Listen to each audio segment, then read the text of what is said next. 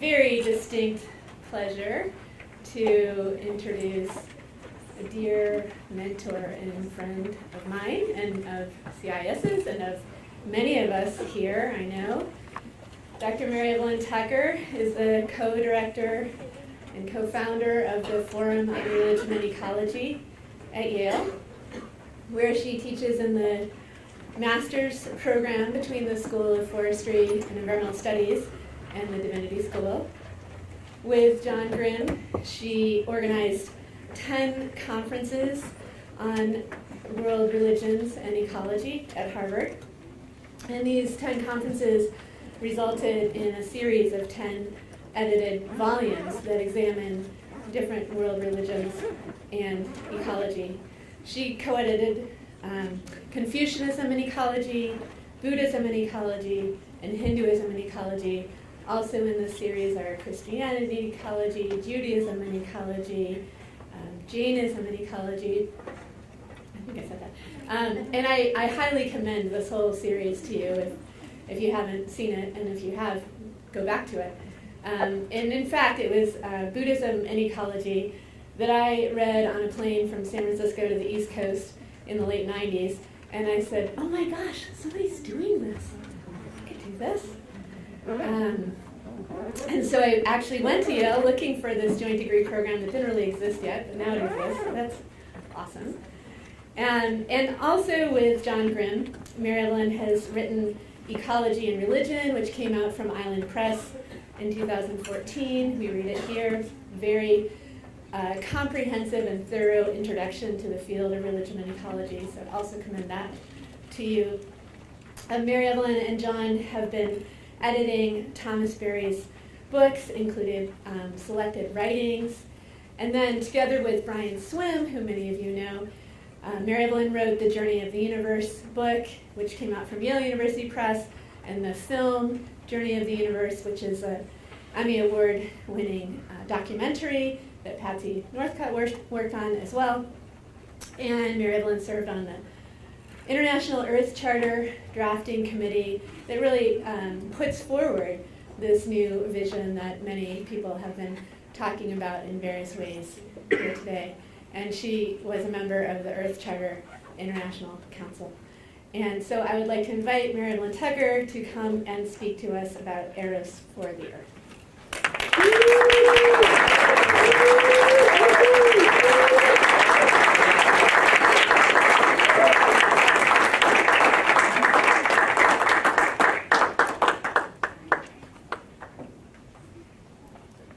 Thank you, Elizabeth, and thank you for all the organizers. That beautiful, beautiful singing. Can we give another round of applause? Incredible. And I'm so glad you began with Persian song. I've been to Iran with my husband 3 times for Religion and Ecology that the government sponsored with the UN. I want to come. Yeah, next time. Okay. But I do want to thank Elizabeth McAnally and Kim Carfor and Elizabeth Allison. One more round of applause.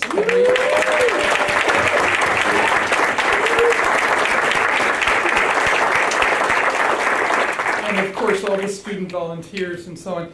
You know, it's really a joy for me to come out from a very cold winter. We had no power last week, and so on and so forth. You know, some very severe storms. Connect the dots, folks. Extreme weather, right?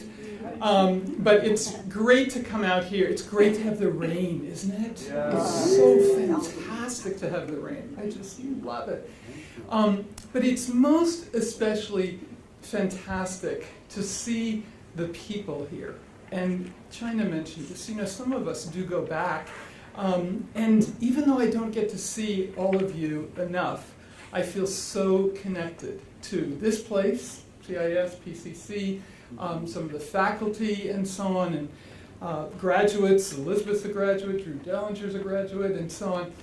And people who've been with this movement of Thomas Berry and Brian Swimme and Universe Story. You know, I don't have a chance to talk about this at Yale You say, seriously? Yeah. Now I'm going to go on my couch and I can be analyzed. No, but I'm talking about a very closed, my dear friend Barbara knows the East Coast and the West Coast and academia and so on. You know, we have some real issues.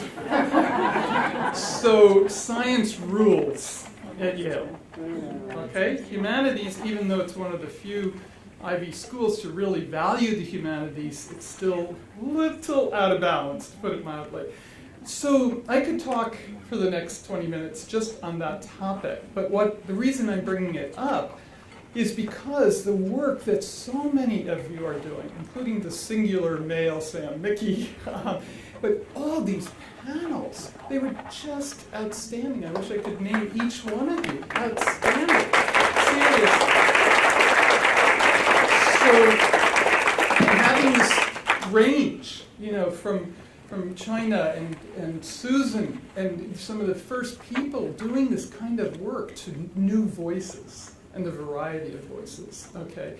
And Carl, you know, it's very unusual to put together over so many years these linkages that he has done that I mentioned this morning between the universe story, Earth, urban ecology, and the human community that's been mentioned over and over that has been left out.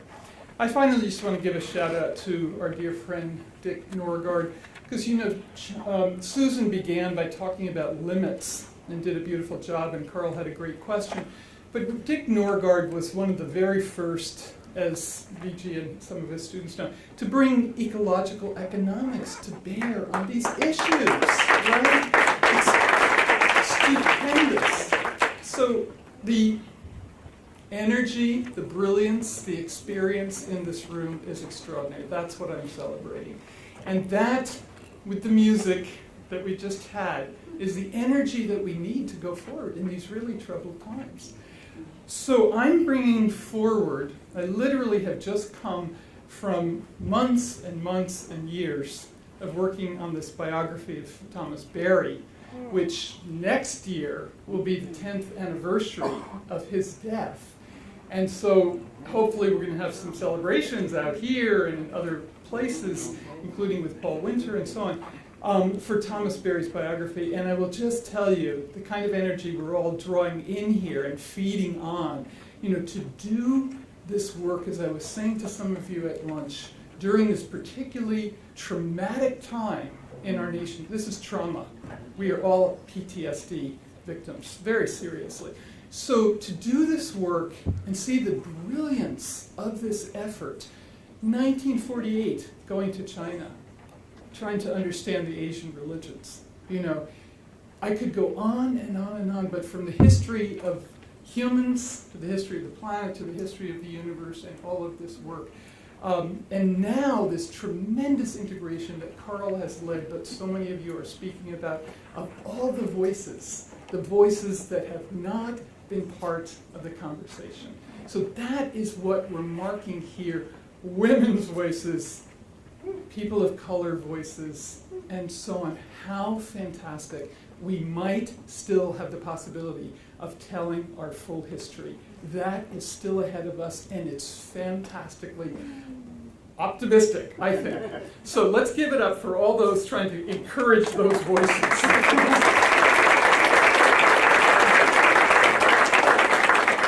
Now, I'm going to speak about two extraordinary women, just to bring some of this energy to a focus. Certainly not to a close, because it can never close. And I think it's so interesting that Wangari Maathai has been mentioned several times today. I'm sure many of you know and admire her work, and so she's one of the people I'm going to talk about. And the other is Terry Tempest Williams, who I'm sure you know as well, right? So, let me just go through some things that you know already, but drawing in this sense of a truly heroic woman, one of whom has passed away, one of whom is still doing this work. And this is the heroic energy that we can draw on. So Wangari lived from 1940 to 2011. She was just in her early 70s when she passed away of ovarian cancer.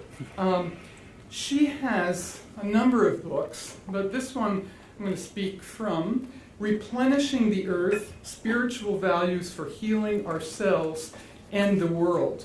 And she begins it with a inscription from Ecclesiastes, which says, "Behold my works, see how beautiful they are, how excellent. All that I have created for your sake did I create it. See to it that you do not spoil and destroy my world, for if you do, there will be no one to repair it after you." Powerful, powerful. So what Wangari did, as you know, was to establish a Greenbelt movement in 1977. 40 years this movement has been going. And as she says in this book, she didn't in the beginning distinguish, was this a spiritual movement, ecological movement, and so on. It was one movement for her. And I think we identify with that.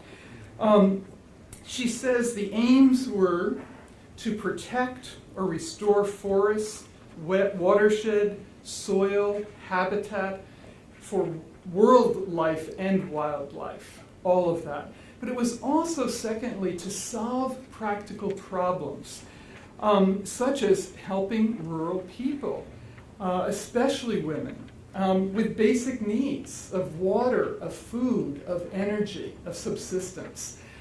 So the core values of the Greenbelt movement are four. The first is love for the environment. And she says this can be expressed in livelihood, life ways, the way we live our life, which has come up, of course, many times today. Secondly, and I love this one, gratitude and respect for the earth and all of its blessings. She says, she draws on this idea of repairing the earth, tikkun olam, which is such a powerful idea, beautiful idea. Also this notion of no waste. The Japanese call it motai nai, no waste. And if you live on a small island country, and I've lived there for 3 years, you cannot waste. There's no way. So she brings that into our consciousness. Thirdly, she speaks about self-empowerment and self-betterment. Now, I love this. This is so prescient. She's talking about moving away from inertia and self-destruction, or even despair. And she speaks about this need to provide energy for the work, and that is this Eros for the earth. It's an energy that we need to develop and cultivate and encourage. Sam referred to it, many of you have referred to it in your own ways, but an Eros for the earth. And her fourth point was spirit of service and volunteerism without any expectation of compensation. We have this in the great world religions, the Dharmaphala of Hinduism, the Wu Wei of Taoism, the complete non-purposeful action, the giving of ourselves to something much larger. That is something, if we tap into that, it is one of the most renewable watershed energies that we have, because people want to give to something larger than themselves. And that's what was demonstrated on each of these panels in Carl's book as well. So the spirit of service and volunteerism, it's not about selfishness and consumerism. Everybody understands that on some very deep level.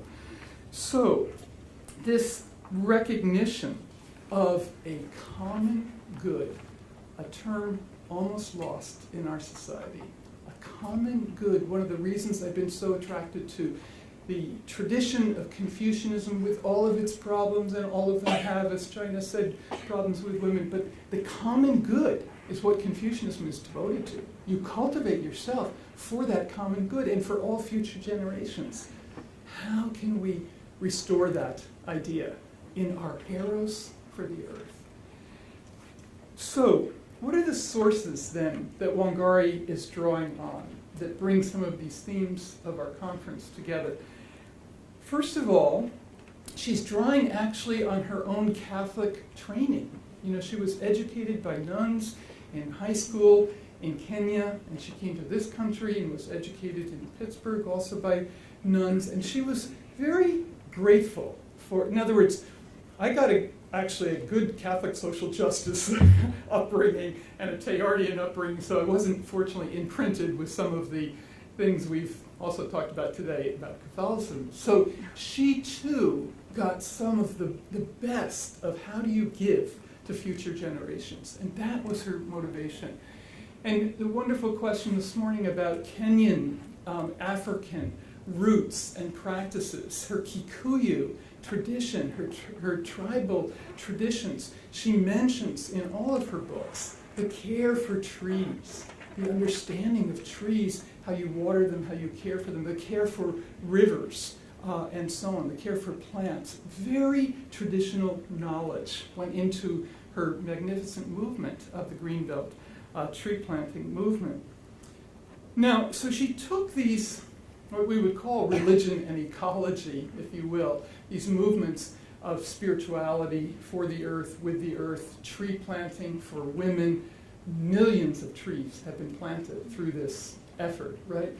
She came to our final conferences. We had the Harvard conferences, and then we did some in New York in October of 1998. We did a huge one at the UN and also at the Natural History Museum. 1,000 people were there. We were given the IMAX Theater rent-free by the provost there because he said to us when we went in, and believe me, doing all these conferences at Harvard was very intimidating, and then to go to the Natural History Museum and say, could we maybe do a conference here? This iconic, like Cal Academy, right, place. And the provost said, yes, you can do something on religion and ecology because we just had a search for an ornithologist, and of the 6 finalists who finished their PhDs on birds, 4 of them had their birds go extinct while they were studying them. Oh, wow. Unbelievable. So he said, you can have the IMAX Theater rent-free because we need values, spirituality, ethics, and so on. And he said, my aunt read me Teilhard when I was a young person. So it's really amazing. Now, I tell that, here's the context of Wangari coming from Kenya for this conference, giving a brilliant talk. And the next day, we're having breakfast with her and some others. And he said, we're so grateful for your coming, and it was a great talk. And, she always gets a standing ovation. She's so captivating. And I said, was your flight okay? Everything okay? And she said, well, this is way before 9/11, right? She says, well, no, I was strip searched at the airport. There was nothing. In other words, it was just sort of a factual thing. And she said, don't worry about it, and she laughs it off. But her ability to endure humiliating kinds of things, you see, and that goes throughout her life. Throughout her life. The politics in Kenya, even till today, are so contested. She was beaten, she was put in jail, she got concussions and so on. This is, I don't like the term warrior for the earth, but this is a tremendous servant of the earth, you see, and of change that was needed in her country and here. So this is part of her legacy. Elizabeth mentioned the Earth Charter. She was an Earth Charter commissioner. There were only 25 from all over the world. Each continent had just a few. And what a champion for this notion that the preamble being we're part of a vast evolving universe, and then the 3-part of the triad is ecology, justice, and peace. You see, and she was so eloquent for the Earth Charter, which we all like to call a declaration of interdependence, not just independence, right? This is already there. It took almost 10 years to draft. People from all over the world were involved in the process. It was quite extraordinary, a blessing in my life to see how hard people worked on every word of that document. So, at the 50th anniversary of Teilhard's death, we had another conference at the UN. 1,000 people came for Terry. We were stunned. And she did a video because things were very upheavals in Kenya and so on. But many of you probably have heard her story about the hummingbird. So she would be saying, and this is again why the sense of the energy we're all cultivating today. So it's a story of animals in the forest, and they're trying to, it's a mythical story, trying to put out the forest fire, and the elephants bringing, huge water, and all the big animals are bringing water. And then there's a hummingbird who's just going from the pond to the fire. And they're saying, what are you doing? It's kind of worthless. And the hummingbird says, we each do our part. And she would tell this story, and people would be mesmerized, So the fact being, she was doing a huge part, but encouraging each person to do their part. So I think the final part I just wanted to say about Wangari that I so appreciated was that not only had she fused her traditions of Christianity and traditional African practices, not only had she brought to bear her scientific training and ecological understanding, not only had she tapped into the wisdom of women and empowerment of women, but she took it again to another level, another context.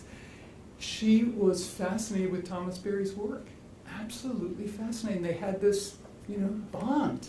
They're at the museum and so on. And so in this book, she puts just a beautiful passage there about the universe story, that we need the big picture of the Earth from space. We need this.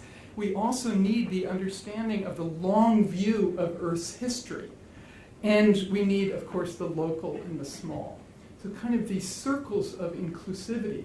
But that is what empowered her work and the work that she was doing in the Greenbelt movement. So she spoke at Thomas Berry's memorial in 2009 at the Cathedral, St. John the Divine. Again, 1,000 people were there. She walks to the front.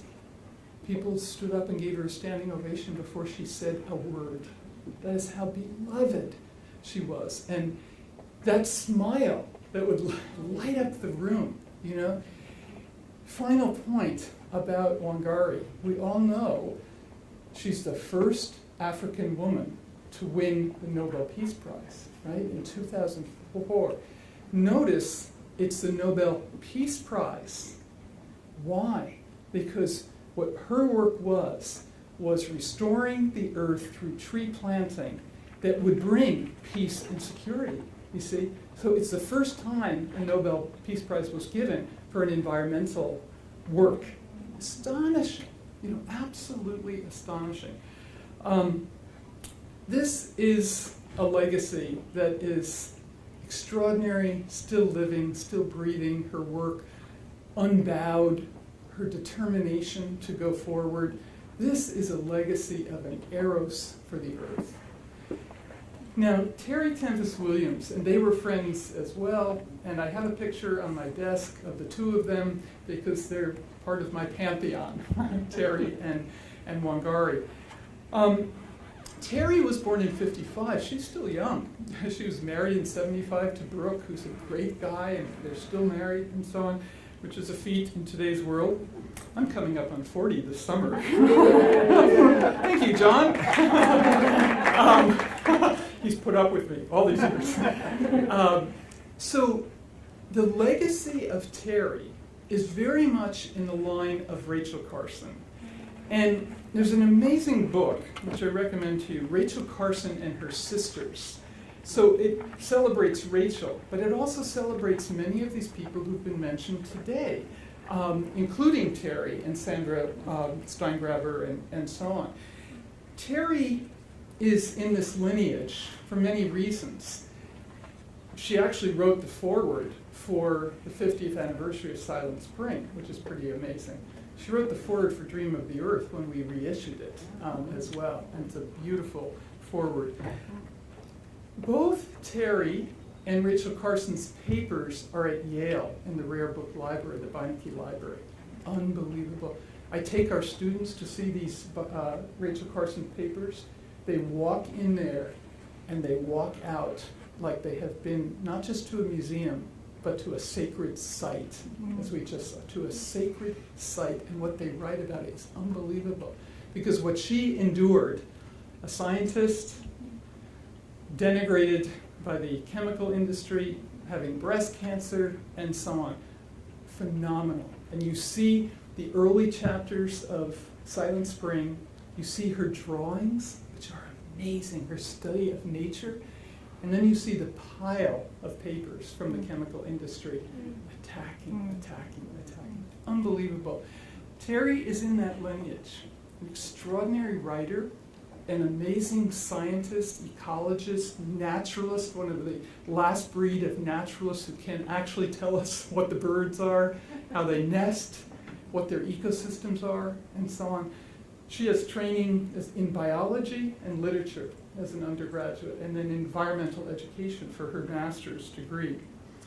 So both Carson and Terry Tempest Williams are harbingers of ecosystem health. They're harbingers, like the birds, of ecosystem health. And what Terry's life was so enriched by is this legacy of grandmothers who've fed us and cared for us, mothers who've cared for us.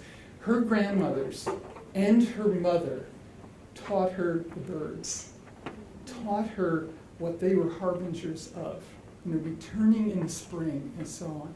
But at the Great Salt Lake, that, as you probably know from her other book, Refuge, which was 1991, her very first powerful book, dealing with the death of her mother and her grandmother, and the receding of the Great Salt Lake, an ecosystem that was endangered for many reasons. They come back, and it's the power of regeneration, the power of life and death, and so on. But this harbinger, they are both dealing with health issues, Terry and Carson. Terry, I think it's okay to say because she says it in here, but she has a mild, what's mild? Who knows? But she has some kind of small tumor in her head, which she doesn't want to operate on because it's part of the sources of creativity and language and so on. Yeah. So Rachel Carson had her breast cancer. Terry is dealing with this as a life, and I don't know about death issue, but it's a life issue that she has to live with. Her grandmother asked her, what if there were no birds? What if? And so she was stunned by that. And she comes back in this beautiful statement here about the kinship with life. She actually writes about Carson. And she says, this is Terry, I want to carry a sense of indignation inside, to shudder the complacency that has seeped into our society. Call it sacred rage.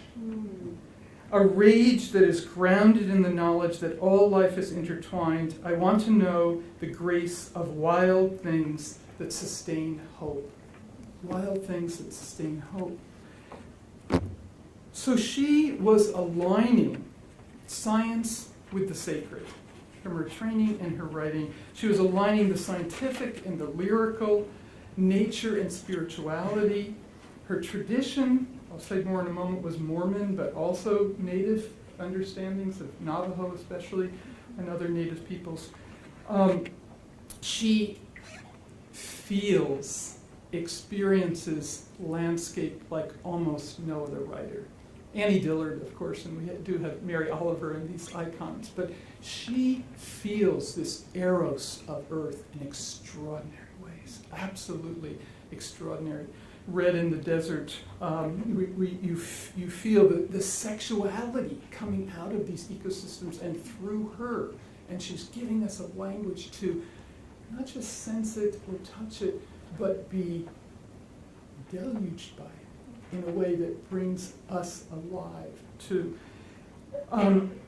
language. We had a wonderful conversation at lunch about language and so on. And there's writers in this room, and there's singers in this room, and so on. when she was a young person in grammar school, late grammar school, one of the teachers said, Terry, you have a lisp. Now imagine how self-conscious you can be with a lisp, right? The teacher helped her by reading poetry aloud. And they read poetry aloud, and she did it over and over again. Cured this lisp, but again, immersed herself in the Eros of language, of the power of language to transform us. So let me just say as well, what were some of her huge influences? Atomic testing, which was also a concern of Rachel Carson, the nuclear issues, dumping in the oceans. The oceans are not only filled with plastic, they are filled with nuclear waste, among many, many other things. Thank goodness for Sylvia Earle and many champions, Cousteau and so on. But the Nevada area, as you probably know, and Utah, were test sites, above ground test sites. Her family, her mother and grandmothers, and 6 of her aunts died of breast cancer or other types of cancer. And connect the dots only took place in her life, later in her lifetime. No one was connecting the dots with atomic energy explosions. She has these uncanny experiences as a young child, 1 or 2 of some red light and an explosion, and her father later tells her that's what was happening. He said, that's what was happening. And to say nothing of the waste that is out there in these extraordinary sites. So, Terry's sense of the downwind victims, right? She has a beautiful chapter that ends this, the clan of the one-breasted women. Clan of the one-breasted women. Heroic beyond measure. And very traditional folk in her family, but who loved the earth, who themselves had this feeling for the love of the earth. She says in here, my refuge is not found in my mother or grandmother, and she's mourning their loss. My refuge is not found in my mother or grandmother or even the birds of Bear River Refuge, which is part of the Great Salt Lake. My refuge exists in my capacity to love. If I can learn to love death, then I can begin to find refuge in change. Refuge in change. That is part of, I think, our huge challenge right now. So let me put these 2 amazing women together in sort of a little pattern diagram or whatever, and invite us into their legacy. That's part of what we're calling upon here. We've called upon the ancestors, the Ohlone. We've called upon the African American ancestors of the Great Migrations. We've called upon the Asian American ancestors in this region. And these are ancestors, people like Wangari. We can have living ancestors too. Our family is part of our ancestral lineage. I pray every morning for the ancestors, not just because I study Chinese traditions, but they are with us. They will help us. There's absolutely no question. The Buddhists know this. Every tradition knows this, including even our maligned Western traditions. So let's just think of these final points here as concentric circles, but that are also interrelated, interconnected, interactive, interlocked. I like that term. So concentric circles is, I think, a wonderful image that gives us this sense of how profoundly we are connected to everything, because they're resonating like a pebble in a pond. So the 4 topics are spirituality, ecology, politics, and women. Some of our major themes here. So Wangari and Terry. So Wangari, in terms of her spirituality, has a very sacramental sense of Christianity. This is a sacred universe. You see that sacramental quality as well as social justice. She has an aliveness, the kinship of these earth systems from her Kikuyu heritage as well. So she's got Christianity, African heritage mingling. Terry has her very traditional Mormon heritage, which has been quite an effort to deal with, especially patriarchy. And by the way, what Wangari had to deal with in patriarchy too. Huge. I'll come to that in a moment. But so Terry has her Mormon, and her master's thesis was on Navajo lifeways and rituals and so on. They come together, as I've said earlier, in the sense that these traditions are mingling in a spiritual new story and the influence of Berry and Swimme and so on. The universe story and Thomas Berry in particular were huge for both of them. The second point is ecology, where for Wangari, the sense of trees, of forests, of water, these living systems that embrace us in which we dwell and have our being. For Terry, it's desert. You know, to read the desert takes an incredible eye. And as Thomas said, all of these this is revelation right here. He said, put the Bible on the shelf for 20 years so we can read what is the desert, what are forests, what are these water systems, and so on, the species. So this is Earth. So we've got the big circle of the universe. We have the sense of Earth and ecosystems that are powerful for both of them. Then politics. We can't avoid the politics, as we know. And that is part, though, they framed it within the great work that many of you have referred to, Thomas Berry's term. So the human within the conditions of limits, as Carl said, economically for people, political limits, gender limits, and so on. But the great work has got to go forward. The Greenbelt movement was hers. Writing is Terry's. It's her extraordinary sense of a penetrating voice, as writers in this room have as well, that is something to break through a consciousness that's dead. When she was arrested for protest in the Nevada desert site, she had in her boots paper and a pen, and the officer who was arresting her said, "What is that? What's that for?" And she said, "These are my weapons," her writing instruments. So finally, we've got the spiritual, we've got the earth systems, we've got the human systems of the great work, and their final, not by any means exhaustive, but their identity as women. Their identity as women.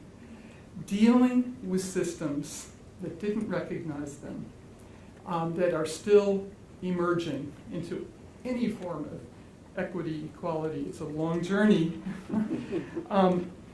So from these patriarchal systems, from her Kenyan culture, Wangari offers us, as the music of the Eros of the earth, of gratitude for all these systems, these life systems, these people systems, gratitude and service for future generations. And Terry offers us a fantastically rich, erotic, poetic writing sensibility that is incomparable almost. But both of them put this together. I think the Eros of the earth in comprehensive compassion for earth, for people, and future generations. That's what we can take forward too. Thank you so very much. Thank